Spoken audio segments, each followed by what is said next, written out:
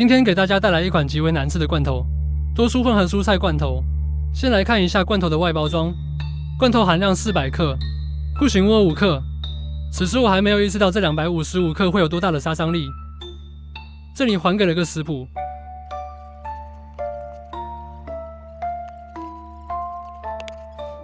罐头是拉环式的，看生产日期已经放了2年了。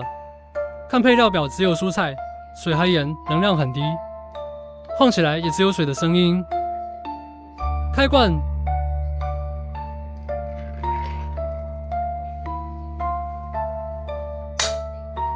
蔬菜的颜色还是不错，五颜六色，有红有绿的。一开始看到还以为不能难吃，没想到吃之前闻了一下，气味还好，没有太奇怪。然后我寻思来一口汤，也就舌头沾了一下，那股恶心味直接就泛上来了。接下来就是让我后悔了半天的试吃环节。先是胡萝卜，胡萝卜不出意外还是浸满了那个味道。更让人崩溃的是，胡萝卜已经完全炖烂了，一抿直接碎成渣，那股味加上不存在的口感，让人甚至狂掉。下一位是刀豆选手，吃的时候我本来以为刀豆至少还能保留点纤维，没想到这口感和胡萝卜是一样的。下一位是青豆，青豆好歹是比前面几位好了一点，虽然也是软的，但没有炖到稀烂。然后是这个无筋甘蓝，白白的，之前没见过这个菜。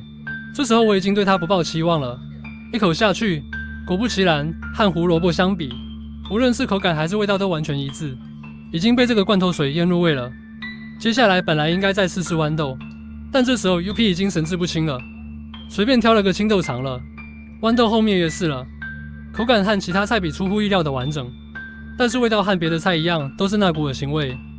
最后再来集中评价一下这个味道，这味道以一股微微的腐烂气味打底，辅以淡淡的铁锈味。因为是盐水，所以还有一股咸味，但说它是腐烂味，它又完全不酸。这个水虽然完全不粘稠，但是味道却非常持久。如果不用别的东西去压，你嘴里就一直都是那个味，越品越恶心，甚至都有点想呕。然后你想象一下这些菜，一口下去就全是这个味，稍微一嚼就全碎开，然后更重的铁腥味蔓延开来，均匀的分布在所有蔬菜碎块上，就算马上吞下去，喉咙里面也都是那个味，整个一扇子清空机。午饭我吃的是金武卤鸭腿，大伙吃过的应该都知道这个牌子味道有多重。你看我配着鸭腿吃这罐头有多慢，感受下这罐头到底得多难吃。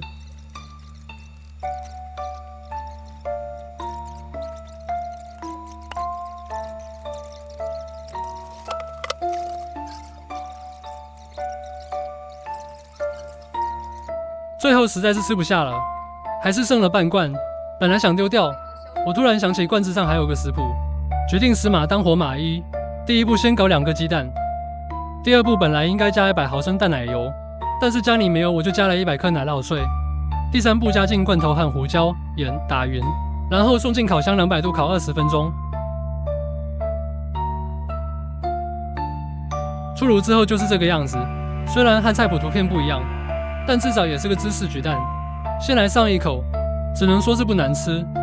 菜谱上说要配番茄酱吃，咱也拿了2种番茄酱挨个试试。先试试海天的酱，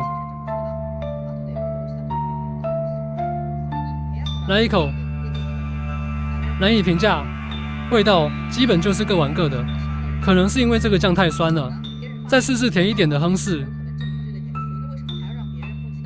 没区别。总的来说，加热去掉了大部分铁锈味，但是那股让人恶心的腐烂气味没有任何改善，只能靠奶酪碎的味道对冲一下。虽然说不上好吃，但这吃法还是比直接吃强了不止一点。出于好奇，我留了一点，想试试放冷之后会不会变好一点。结果比热的时候更黑暗了。没想到这么个水煮菜罐头，竟然能给我吃到差点呕出来，太有实力了。对这罐头 UP 只能说快逃。那么这期视频就到这里了，咱们下期再见。